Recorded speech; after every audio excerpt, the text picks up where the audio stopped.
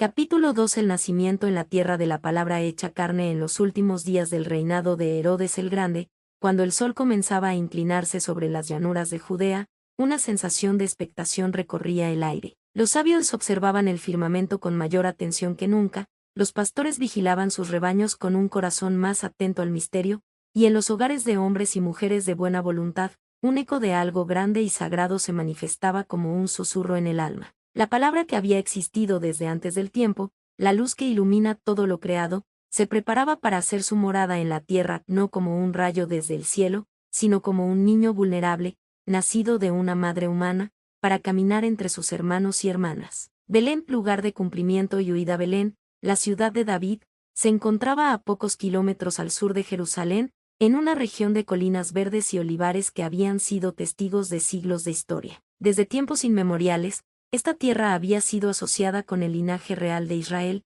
y los profetas habían anunciado que desde aquí surgiría el que sería el Salvador de su pueblo. Ahora, ese antiguo oráculo estaba a punto de cumplirse, aunque no de la manera que muchos esperaban. En aquellos días, el emperador Augusto había ordenado un censo de todo el Imperio Romano, para que cada ciudadano pagara sus impuestos y reconociera la autoridad del Estado. Esta orden llevó a miles de personas a regresar a sus lugares de origen, y entre ellos se encontraban José, un carpintero de Nazaret, y su esposa María, quien esperaba el nacimiento de su hijo. Aunque el viaje desde Galilea hasta Judea era largo y difícil, especialmente para una mujer en estado avanzado de gestación, ellos respondieron al llamado del deber con humildad y fe. Cuando llegaron a Belén, todas las posadas estaban llenas de peregrinos que habían llegado para el censo. No encontraron un lugar donde hospedarse, salvo un establo sencillo, un espacio de piedra y madera donde se guardaban animales y se almacenaban provisiones. Allí, en esa humilde morada,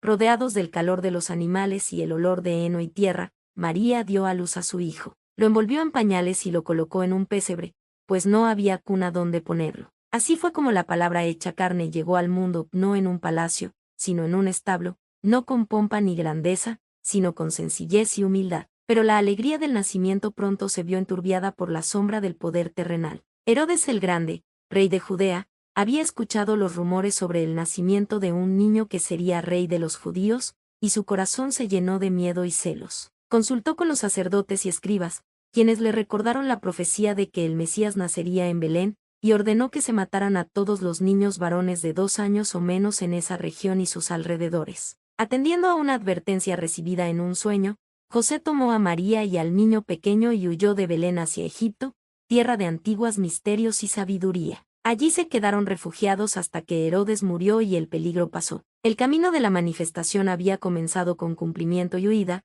con luz y sombra, un reflejo de la dualidad del mundo terrenal, donde la grandeza y la humildad, el amor y el miedo, la vida y la muerte caminan siempre de la mano. Cuando finalmente pudieron regresar a la tierra de Israel, José decidió no volver a Judea, donde reinaba ahora Arquelao, hijo de Herodes, cuyo corazón era tan cruel como el de su padre. En cambio, se dirigió hacia el norte, a Nazaret, ciudad de Galilea, donde estableció su hogar y su taller de carpintería. Allí crecería el niño Jesús, lejos de los centros de poder y tradición, en el seno de una familia humilde que conocía el valor del trabajo, la oración y el amor. Los protectores invisibles y los testigos de la estrella mientras el niño dormía en el pesebre de Belén, fuerzas invisibles velaban por su seguridad y su propósito. Los padres celestiales habían enviado a sus mensajeros, seres de luz que existen entre el mundo material y el mundo espiritual, para proteger al niño y guiar a aquellos que estaban destinados a ser sus primeros testigos. Estos protectores invisibles no intervenían directamente en los asuntos humanos,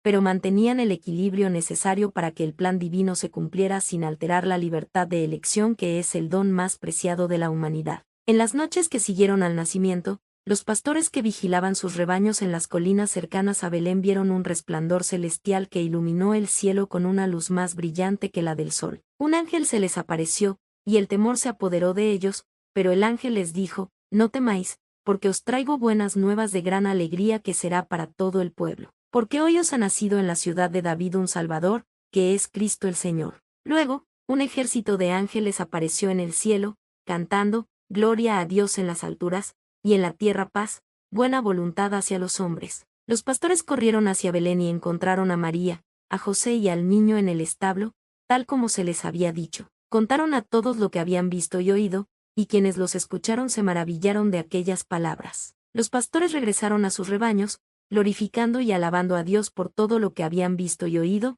y anunciando a todos el nacimiento del Salvador. Mientras tanto, en tierras lejanas, unos sabios que estudiaban las estrellas y los signos del cielo habían observado la aparición de una estrella nueva y brillante, un signo que, según sus conocimientos antiguos, anunciaba el nacimiento de un gran rey y maestro. Estos hombres, provenientes de regiones orientales donde las tradiciones de sabiduría eran antiguas como el tiempo mismo, decidieron seguir la estrella hasta su fin, llevando regalos apropiados para un monarca: oro, incienso y mire. El viaje fue largo y peligroso, pero la estrella los guió con firmeza, cruzando desiertos y montañas hasta llegar a Jerusalén. Allí preguntaron: ¿dónde está el rey de los judíos que ha nacido? Porque hemos visto su estrella en el oriente y hemos venido a adorarle. Su pregunta llegó a oídos de Herodes, quien se turbó y convocó a los sacerdotes y escribas del pueblo para preguntarles dónde debía nacer el Cristo. Cuando les dijeron que en Belén de Judea, Herodes los mandó a buscar al niño, pidiéndoles que le dijeran dónde se encontraba para que él también fuera a adorarle. Pero sus intenciones no eran de amor,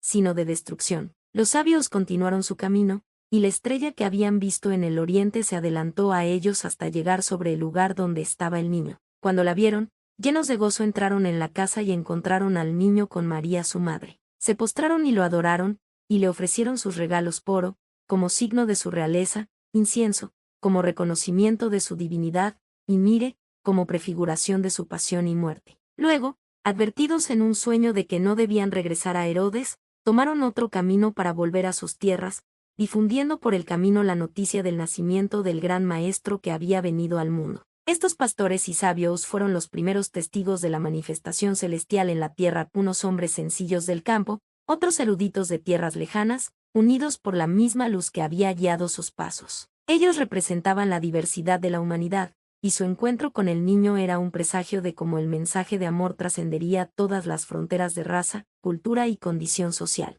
El lazo entre lo celestial y lo terrenal. El nacimiento de Cristo Jesús representaba más que el inicio de una vida humana, era el establecimiento de un lazo permanente entre el mundo celestial y el mundo terrenal, un puente construido con el amor que une a todos los seres. La palabra que había sido con Dios desde el principio, que era Dios, se había hecho carne para vivir entre los hombres, para conocer su dolor y su alegría, su limitación y su potencial, para mostrarles el camino de regreso a la fuente de toda vida. Este lazo no se rompió con el nacimiento, se fortaleció con cada paso que el niño dio, con cada palabra que aprendió, con cada experiencia que vivió. María, su madre, fue la primera en entender la naturaleza única de su hijo, aunque ni ella ni José podían comprender completamente el alcance de su misión. Ellos lo criaron con amor y dedicación, enseñándole las tradiciones de su pueblo, los preceptos de la ley y el valor de la compasión y la justicia. El lazo entre lo celestial y lo terrenal se manifestaba en cada aspecto de la vida del niño. Mientras su cuerpo crecía y se desarrollaba como el de cualquier otro niño humano,